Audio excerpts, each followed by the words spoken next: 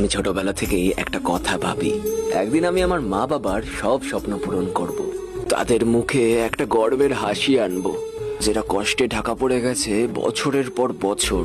আমার মা সারাদিন আমার ভবিষ্যতের চিন্তায় পড়ে থাকে, আর আমি সময় নষ্ট না করে সারাদিন হার্ড ওয়ার্ক করতে থাকি, কারণ আমি চাই আমার মা বাবাকে যেন কোনোদিন দাম ট্যাগ দেখে কিছু রাখতে না হয়। আমি চাই একদিন বাবা আর বাসে না উঠে নিজের গাড়িতে করে অফিসে যাক। আমি চাই মা তার নিজের একটা বিউটি পার্লার খুলুক। আমি শুধু চাই তাদের স্বপ্নগুলো আমার রিয়েলিটি হোক।